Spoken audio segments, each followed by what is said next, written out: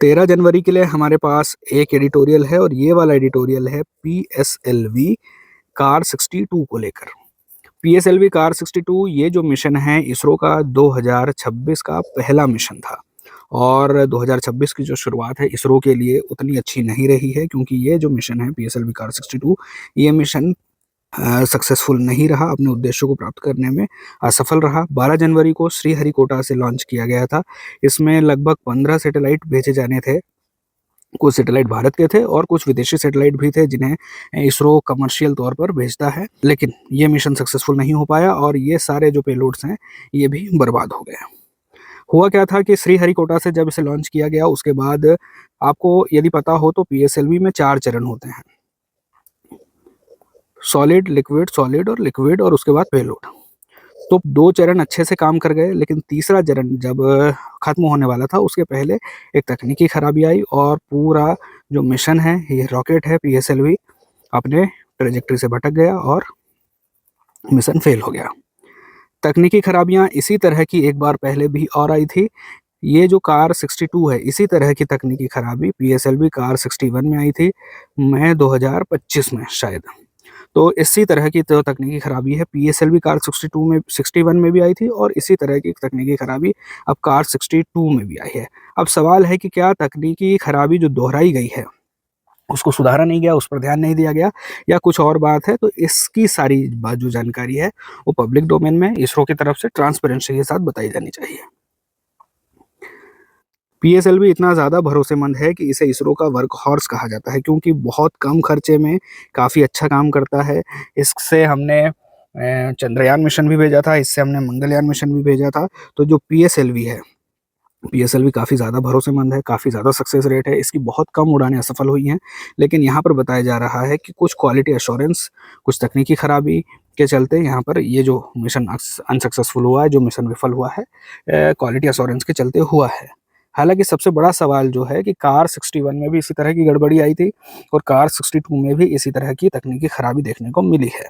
तो क्या ये जो विश्लेषण समिति है, विफलता विश्लेषण समिति, फेल्योर एनालिसिस कमिटी, उसने जो जाँच की और जाँच के बाद जो रिपोर्ट आई उसे पब्लिक डोमेन में पब्लिश नहीं किया गया और इसे सिर्फ़ प्रधानमंत्री कार्यालय को सौंपा गया था। तो ये जो यहाँ पर जो दिक्कत है, क्या उसे पहचाना गया है? क्या उस गलती को सुधारा गया है? इसको लेकर सवाल उठ रहे हैं, क्योंकि गलती यहाँ पर दोहराई गई है। हालाँकि इसरो की तरफ से कहा जा रहा है कि स्ट्रक्चरल रीइंफोर्समेंट होगा और सारी जो तकनीकी खराबियाँ हैं और जो स्ट्रक्चरल दिक्कतें हैं उन्हें सुधारा जाएगा। और इसमें ये भी बताया जा रहा है कि रोल रेट डिस्टर्बेंस के कारण यहाँ पर गड़बड़ी हो सकती है। अब सवाल है कि रोल रेट डिस्टर्बेंस क्या चीज़ है? रोल रेट डिस्टर्बेंस क्या होता है? तो आपने देखा होगा, फ़िल्मों में देखा होगा कि गोली चलती है तो गोली अपनी एक एक्सिस पर घूमती है। तो इसी तरह से रॉकेट भी घूमता है। तो इसमें गड़बड़ियों के चलते यहाँ पर उसके ट्रैजेक्टरी में बदलाव हो सकता है और उसके इंजन की एफिशिएंसी पर प्रभाव पड़ सकता है, तो वहाँ पर गड़बड़ियाँ हो सकती है। तो रोल रेट के बारे में यहाँ पर बात की जा रही है कि उसको लेकर कुछ गड़बड़ियाँ हो सकती हैं। और ISRO new space India limited के माध्यम से अपने कमर्शियल काम भी करता है और इस कमर्शियल काम के लिए पीएसएलवी का यूज़ ज़्यादातर किया जाता है। और अगर इस तरह की गड़बड़ियाँ होंगी, पीएसएलवी इस तरह से बार-बार फेल होगा, तो यहाँ पर जो हमारे लिए इंश्योरेंस कंपनियाँ काम करती हैं, वहाँ पर इंश्योरेंस कंपनियाँ जोखिम प्रोफ़ाइल यानी इसका रिस्क प्रोफ़ाइल फिर से करेंगी, फिर से इसके जोखिम का मूल्यांकन करेंगी और उसके लिए प्रीमियम फिर से तय होगा। और यदि प्रीमियम बढ़ता है तो पीएसएलवी जो कम खर्चे में हमें काम करके देता है, वही काम उसकी लागत बढ़ सकती है, क्योंकि हमारे लिए जो प्रीमियम है उसकी लागत बढ़ सकती है और उसके चलते पीएसएलवी की लागत भी बढ़ सकती है। तो हमारा जो सबसे बड़ा पहचान है पीएसएलवी ये कि उसका कम खर्चा और ज़्यादा रिलायबिलिटी, तो दोनों पर इसका प्रभाव पड़ सकता है।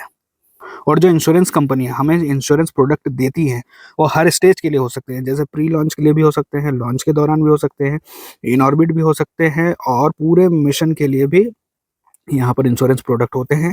प्रीमियम लिया जाता है और जब भी मिशन फेल होता है, तकनीकी खराबियाँ होती हैं या दुर्घटनाएँ होती हैं, तो प्रीमियम के बदले जो हमें क्लेम मिलेगा, मतलब जब अगर मिशन फेल होता है तो उसके बदले जो क्लेम मिलता है, तो वहाँ पर इंश्योरेंस कंपनियाँ देती हैं। लेकिन जब रिस्क प्रोफ़ाइल की जाती है और यदि रिस्क ज़्यादा होता है, तो प्रीमियम की रकम ज़्यादा बनती है और इससे मिशन की लागत बढ़ सकती है। एक तरफ तो तकनीकी खराबियां हैं, दूसरी तरफ बी नारायणन जो इसरो के अध्यक्ष हैं, उनके नेतृत्व को लेकर भी कुछ सवाल खड़े हुए हैं। हालांकि हम बार बार कह रहे हैं कि इसरो ने हमें गर्व करने के बहुत सारे मौके दिए हैं, जहां पर भारत का सीना गर्व से ऊंचा हुआ है, भारत का सर गर्व से ऊंचा हुआ है, भारत की दुनिया में पहचान बनी है इसरो के कारण। लेकिन सवाल तो खड़े होंगे जब गलतियां बार बार की जाएंगी या फिर एक ही गलती को दोहराया जाएगा। तो बी नारायण जी की जो नेतृत्व है उसको लेकर यहाँ पर सवाल ये उठे हैं कि इनके नेतृत्व में पारदर्शिता कम हुई है इसरो में, और नौकरशाही की जो प्रवृत्ति है वो बढ़ी है। यहाँ पर पारदर्शिता को लेकर सवाल है और ये जो नौकरशाही की प्रवृत्ति है इसको लेकर सवाल है। तो ये सवाल पूछे जा रहे हैं, और सवाल इसके लिए भी पूछा जा रहा है क्योंकि कार 61 में जो तकनीकी खराबी हुई थी, क्या उसको सुधारा गया? और उसके बाद जो जांच हुई, उसके बाद जो रिपोर्ट आई, क्या उसे सार्वजनिक किया गया, नहीं किया गया, और इसमें क्या गलतियां थी इसे अभी तक बताया नहीं गया है। तो इसको लेकर सवाल पूछे जा रहे हैं। कार 62 में जो सैटेलाइट भेजा जा रहा था, जिसमें सबसे इंपॉर्टेंट सैटेलाइट था अर्थ ऑब्जर्वेशन सैटेलाइट N1, इसको अन्वेषा N1 भी कहा जा रहा है। ये एक अर्थ ऑब्जर्वेशन सैटेलाइट है और ये हाइपर स्पेक्ट्रल इमेजिंग सैटेलाइट था। लेकिन अब मिशन के खराब होने से, मिशन के बर्बाद होने से ये भी बर्बाद हो गया है।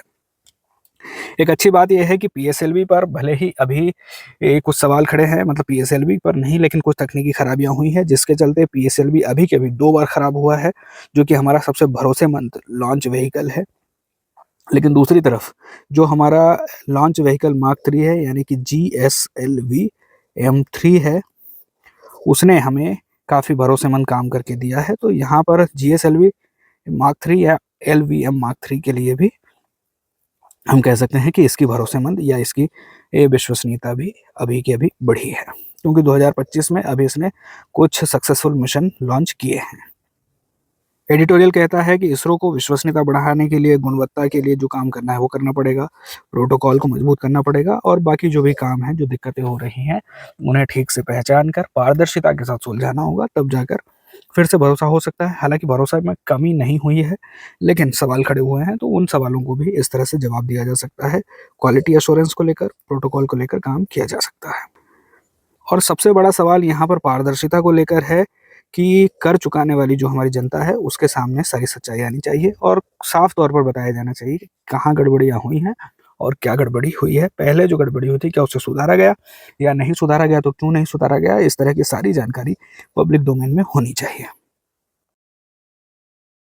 शॉर्ट में कहानी कुछ ऐसी है कि इसरो का पहला मिशन था 2026 का, पीएसएलवी कार 62 लॉन्च किया गया था 12 जनवरी को श्रीहरिकोटा से। लेकिन हुआ क्या कि 2 स्टेज ठीक से काम किए, लेकिन तीसरा स्टेज ठीक से काम नहीं कर पाया और अपनी ट्रेजेक्ट्री से लॉन्च व्हीकल भटक गया और मिशन अपने उद्देश्यों को प्राप्त नहीं कर पाया। इसी तरह की गलती पहले भी हुई थी, इसलिए सवाल खड़े हो रहे हैं, क्योंकि कार 61 में भी इसी तरह की गलती हुई थी और फिर से इस तरह की गलती हुई है। तो वो गलती, पिछली बार जो गलती हुई थी उसकी जो जांच रिपोर्ट है उसे अभी तक सार्वजनिक नहीं किया गया है, तो इसको लेकर कुछ सवाल खड़े हो रहे हैं। भारत का जो सबसे भरोसेमंद रॉकेट लॉन्चर है, यानी कि PSLV, मतलब 2 बार फेल हो चुका है पिछले कुछ समय में, तो यहाँ पर चिंता होना भी वाजिब है। तो यहाँ पर क्वालिटी एश्योरेंस को लेकर सवाल खड़े हुए हैं, तकनीकी गड़बड़ियों को लेकर सवाल खड़े हुए हैं और अपारदर्शिता को लेकर सवाल खड़े हुए हैं।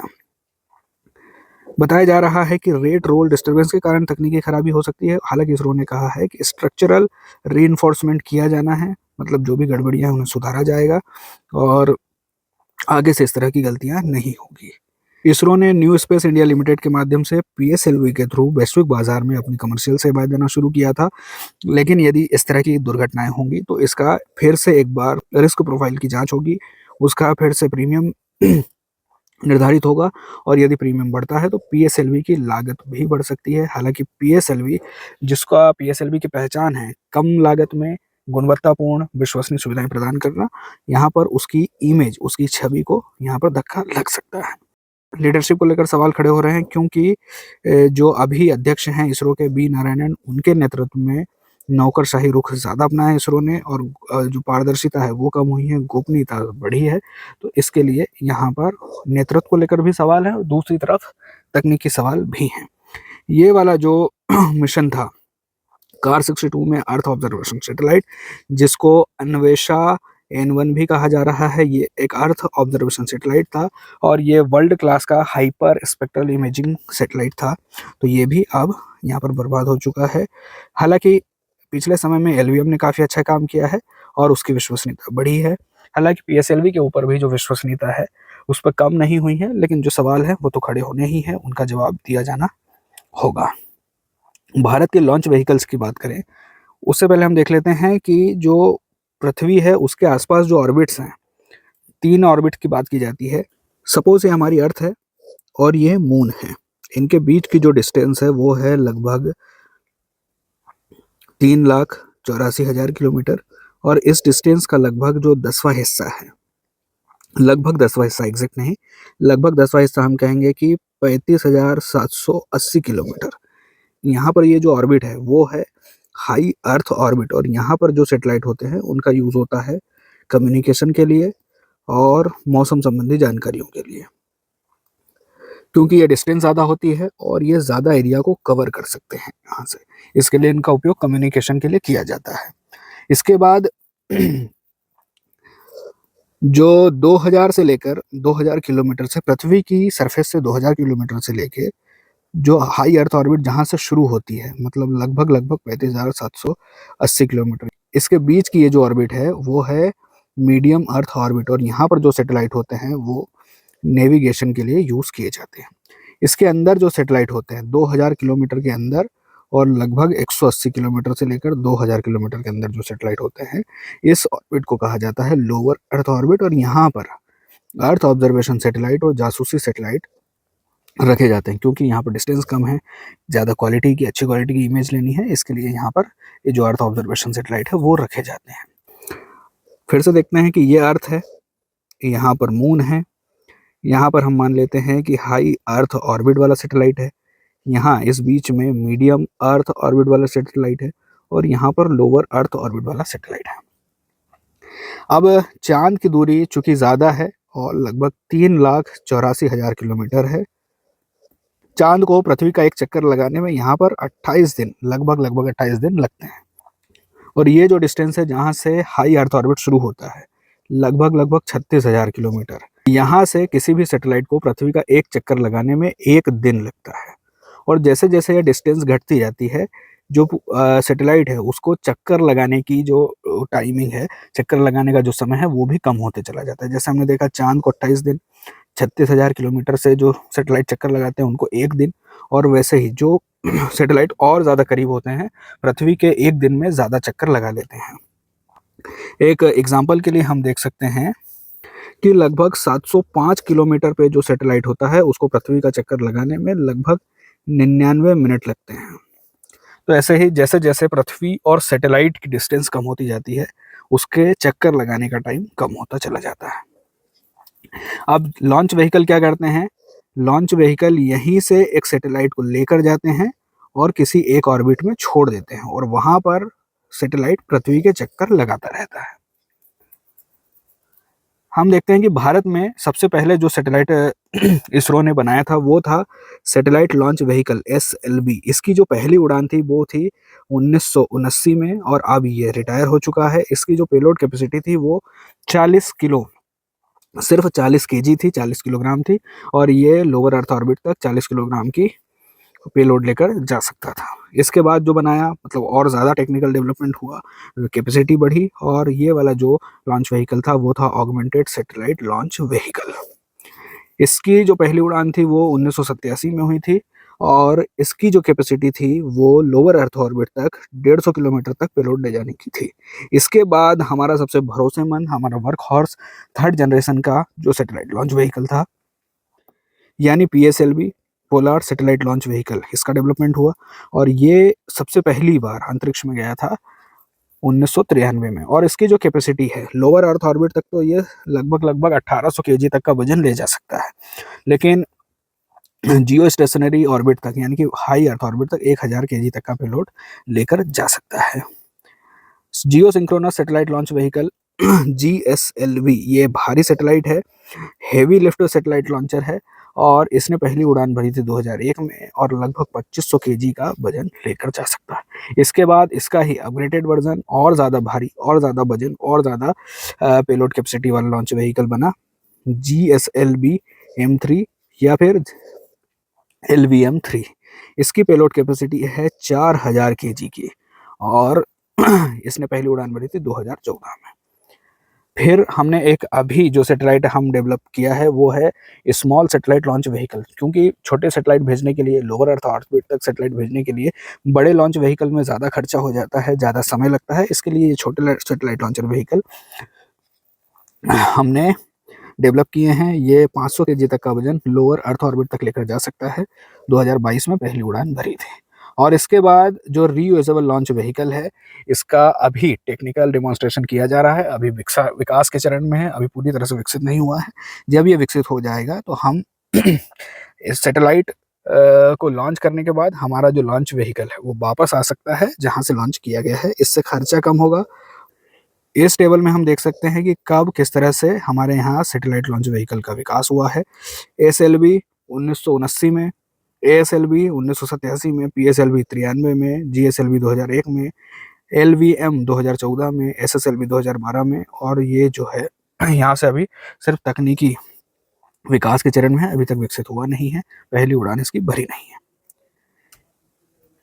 यहाँ से हमारे लिए पहला सवाल हो सकता है कि इसरो के PSLV कार 62 मिशन से संबंधित निम्नलिखित कथनों पर विचार करें। पहला कथन, PSLV कार 62 मिशन तीसरे चरण में गड़बड़ी के कारण विफल हुआ है। ये बात बिल्कुल सही है। PSLV जो है 4 चरणों वाला है, सॉलिड, लिक्विड, सॉलिड और liquid, solid liquid solid liquid और उसके बाद पेलोड। तो 2 चरण ठीक से काम कर रहे थे, लेकिन तीसरा चरण यहाँ पर गड़बड़ हुआ है, उसमें कोई तकनीकी खराबियां आई हैं और मिशन फेल हुआ।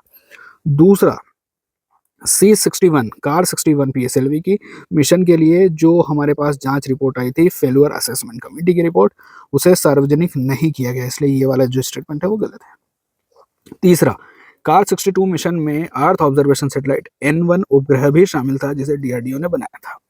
सैटेलाइट को DRDO ने बनाया था। EOS N1 सैटेलाइट था। ये world class hyper imaging satellite है और मिशन में था और अब बर्बाद हो चुका है।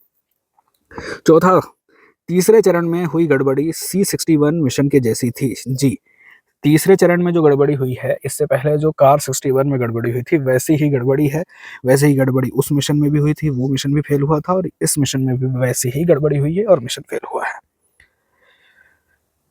दूसरा सवाल है PSLV कार 62 मिशन और इसरो के गुणवत्ता आश्वासन के बारे में, क्वालिटी अश्योरेंस के बारे में निम्नलिखित में से कौन से कथन सही है। PSLV C62 की विफलता रॉकेट तकनीक की तुलना में गुणवत्ता आश्वासन में कमी को दर्शाती है। रॉकेट की तकनीक में हमारे पास कोई कमी नहीं है, कोई खराबी नहीं है, लेकिन उसे तैयार करने के दौरान कुछ ना कुछ गड़बड़ियां हुई हैं। तो ये बात बिल्कुल सही है। PSLV बहुत ज़्यादा भरोसेमंद हमारा लॉन्च व्हीकल है। PSLV ने हमारे लिए दर्जनों बार सफलता के झंडे गाड़े हैं, लेकिन इस बार कुछ तकनीकी खराबी हुई है। और रॉकेट तकनीकी में कोई खराबी नहीं है, कुछ क्वालिटी, कुछ उसे तैयार करने के दौरान कुछ गड़बड़ियां हुई हैं। दूसरा स्टेटमेंट, कार 62 मिशन की विफलता के बाद इसरो ने संरचनात्मक सुदृढ़ीकरण, स्ट्रक्चरल रिइंफोर्समेंट का आश्वासन दिया है। ये बात बिल्कुल सही है। तीसरा, LVM3 रॉकेट ने अपनी बढ़ती विश्वसनीयता दिखाई हाल ही में M6 मिशन में। ये बात बिल्कुल सही है। चौथा, अंतर्राष्ट्रीय बीमा कंपनियां PSLV की विश्वसनीयता बढ़ने पर प्रीमियम कम कर देंगे। हालांकि यहाँ पर बढ़ना नहीं है, यहाँ पर घटना लिखा हुआ। तो जब भी विश्वसनीयता कम होगी प्रीमियम बढ़ेगा। तो PSLV के लिए यही एक जोखिम है कि PSLV के ऊपर यदि भरोसा कम होता है तो प्रीमियम का जोखिम बढ़ जाएगा। प्रीमियम की अगर लागत बढ़ेगी तो PSLV की लागत भी बढ़ जाएगी। असर्सन और रीजन वाला सवाल है तीसरा। इसमें असर्सन है कि कार 62 मिशन को लॉन्च पैड पर जल्दी भेजा गया, जबकि C61 मिशन की जो FSC रिपोर्ट है वो गोपनीय थी। रिपोर्ट अभी सबके सामने नहीं आई है और उसके बाद भी कार 62 मिशन को पैड पर भेजा गया, लॉन्च किया गया। तो इसको लेकर इसरो अध्यक्ष V नारायण उच्च प्रक्षेपण वृत्ति, मतलब हमारे जो लॉन्च की जो फ्रिक्वेंसी है उस पर ज़्यादा ध्यान दे रहे हैं। इसको लेकर यहाँ पर सवाल है। तो ये बात एडिटोरियल में कही गई थी, तो इसलिए आप सही मानेंगे। चौथा सवाल PSLV C61, PSLV C61 यहाँ पर जो पिछला वाला मिशन था, जो पिछले मिशन फेल हुआ था, वो प्रेशर चेंबर प्रेशर के कारण फेल हुआ था। तो यहाँ पर बी से हम इसको मिलाएंगे। PSLV कार 62 तीसरे चरण में रोल रेट डिस्टर्बेंस हमने देखा था कि एक जैसे गोली घूमती है अपने खुद के एक्सिस पर चक्कर लगाती है, वैसे ही यहाँ पर रोल रेट एक सैटेलाइट लॉन्चर भी अपने एक्सिस पर चक्कर लगाता है, उसको रोल रेट कहेंगे। उसमें कुछ डिस्टर्बेंस हुआ था, उसके कारण यहाँ पर कुछ गड़बड़ियाँ हुई है। तीसरा सवाल है लॉन्च व्हीकल 3 का, और इसमें विश्वसनीयता में सुधार हुआ है और इसने भरोसा बढ़ाया है। पांचवा सवाल है कि PSLV की लगातार विफलताओं के संभावित परिणाम कौन से हैं। विफलता का जो परिणाम है, अगर विफलता होगी तो विश्वसनीयता कम होगी, विश्वसनीयता कम होगी तो उसके परिणाम कुछ हमें जोखिम भरे मिल सकते हैं। जैसे कि PSLV के जो प्रक्षेपणों के बीमा प्रीमियम है, मतलब जब भी एक सैटेलाइट लॉन्च होता है तो उसका इंश्योरेंस कराया जाता है, उसका प्रीमियम दिया जाता है, तो उस प्रीमियम में बढ़ोतरी हो सकती है। प्रीमियम अगर बढ़ेगा तो लॉन्च की लागत भी बढ़ेगी, और लॉन्च की लागत बढ़ेगी तो PSLV किफायती नहीं रह जाएगा। दूसरा, वैश्विक अंतरिक्ष बाजार में भारत के लिए एक रणनीतिक शर्मिंदगी है, क्योंकि भारत कम लागत में अधिक विश्वसनीय सेवाएं देने के लिए अपने आप को ब्रांड कर रहा था, और अब यदि इस तरह की घटनाएं होंगी तो थोड़ी सी हमारे लिए एम्बेरसमेंट तो हो सकती है। तीसरा, गुणवत्ता आश्वासन प्रोटोकॉल में कमियां उजागर होना, ये बात भी सही है, और सभी मिशनों में LVM रॉकेट की विश्वसनीयता घट जाना, LVM की विश्वसनीयता को लेकर यहाँ पर कोई दिक्कत अभी नहीं है। आज के लिए इतना ही, कल फिर मिलेंगे।